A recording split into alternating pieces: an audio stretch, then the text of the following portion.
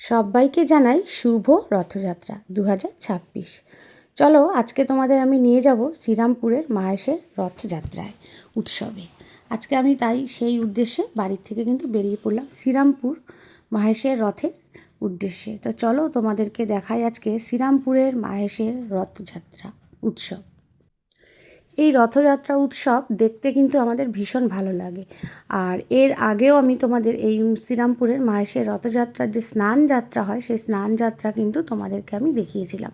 তো এবার আজকে আমি চলে আসলাম এই রথযাত্রা। আজকে প্রচুর পুণ্যার্থীরা এখানে এক জায়গায় হয়েছে, দেখো মানুষের ভিড়। আর এই হচ্ছে দড়ি, যেই দড়ি দিয়ে কিন্তু টানা হবে এই রথটি।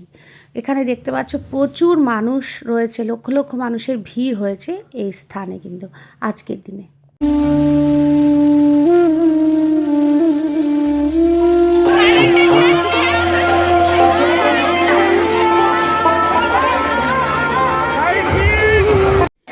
মাহেশের রথযাত্রা পশ্চিমবঙ্গের হুগলি জেলা শ্রীরামপুরের মাহেশে অনুষ্ঠিত হয়।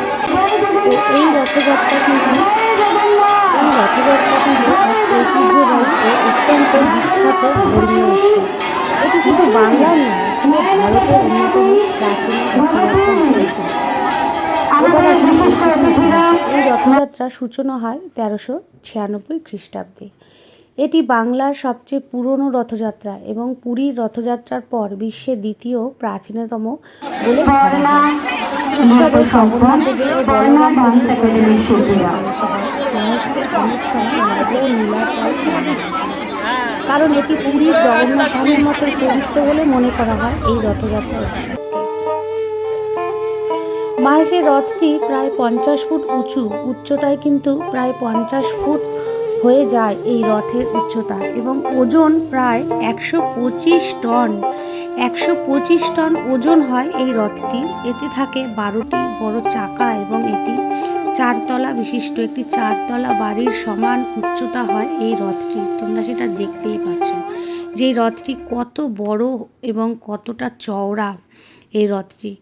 আর এই রথটি লোহার কাঠামোর উপর তৈরি হয়। 1885 সালে নির্মিত হয়। লোহার কাঠামোর ওপরে তৈরি করা হয় এই রথটি। এই রথের ওজন তাহলে ভাবো কতটা হবে, কতটা হতে পারে, প্রায় 125 টন ওজন এই রথটির কিন্তু। রথযাত্রা সাধারণত আষাঢ় মাসে অনুষ্ঠিত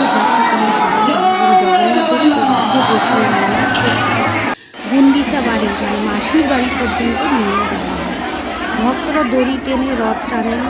এটি অন্যতম পবিত্র কাজ হিসেবে ধরা হয়। রথের দড়ি টানলে নাকি খুব পুণ্য লাভ হয়, এটা আমরা সবাই জানি ছোটোবেলা থেকে, যে রথের দড়ি টানলে পুণ্য লাভ হয়। তাই আমরা রাস্তাঘাটে যখন কোনো বাচ্চারা রথ টানে তখন কিন্তু আমরা সেই দড়ি ধরে এবং হলেও রথের দড়ি ধরে টানি, রথের চাকা ধরে। আর রথের চাকা না ধরলে রথের দড়িতে টান না করলে নাকি মাদুরটা আসে। তো রথের দড়িতে টান দিতে হবে এবং মাদুরটাকে দিতে হবে। সেই কারণে আরও আমরা আনন্দ সহকারে কিন্তু রথটাকে পুরো করে নিয়ে আসি। দেখো এখানে কীভাবে দড়ি এইভাবে নিয়ে যাওয়া হচ্ছে। দেখো এখানে মানুষের ভিড়, দেখো প্রচুর মানুষ রয়েছে এখানে, লক্ষ লক্ষ মানুষের ভিড়, লক্ষ লক্ষ মানুষের কয়েকদিন পরেই রয়েছে অন্ত্যরথ, 7 দিন পরেই রয়েছে অন্ত্যরথ। পূর্ণ যাত্রা হয়। সোজা রথে মাসির বাড়ি যাবে এবং মাসির বাড়ি থেকে যখন তিনি তার নিজের ধামে ফিরে আসবেন তখন সেটা হয়ে যায় পূর্ণ যাত্রা, যেখানে দেবদেবতারা আবার মূল মন্দিরে ফিরে আসেন।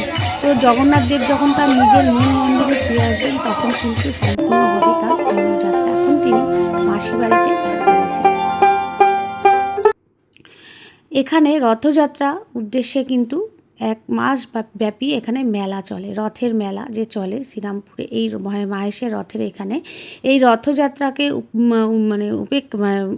রথযাত্রা উদ্দেশ্যে, এই রথের উদ্দেশ্যে কিন্তু এখানে 1 মাস ধরে মেলা চলতে থাকে। এখানে নানান দোকান, খেলনা, মিষ্টি, খাবার এবং লোক সাংস্কৃতিক অনুষ্ঠানও কিন্তু অনুষ্ঠিত হয়। প্রতি বছর প্রায় 2 থেকে 3 লক্ষ মানুষ এই উৎসবে অংশ নেন। সেটা দেখেই বোঝা যাচ্ছে যে প্রত্যেক বছর নাকি এরকমই মানুষ হয়। এখানে প্রচুর মানুষ হয়েছে, মানুষের মাথা শুধু দেখা যাচ্ছে, মানুষের ভিড় কাকে বলে। তো এত ভিড় হয়েছে এখানে, মানুষ দেখে মানুষ শুধু 2 হাত তুলে জয় জগন্নাথ আর জয় জগন্নাথ। মনে হচ্ছে যেন আমরা পুরীর রথের যেরকম আমরা ভিড় দেখতে পাই, ঠিক সেরকমই মনে হচ্ছে যেন এখানে ভিড় হয়েছে। আর এখানে দেখো গোপালকে পুজো করা হয়েছে, আর এই হচ্ছে জগন্নাথের বলরাম সুভদ্রার আরেকটি রথ। কি সুন্দর দেখো এই রথটি সাজানো হয়েছে। তো তোমাদের যদি আমার এই ছোট্ট ভিডিওটি ভালো লেগে থাকে অবশ্যই কিন্তু লাইক করবে এবং কমেন্ট করবে। আর দেখা হবে আবার তোমাদের সাথে নতুন কোনো ভিডিওর সাথে।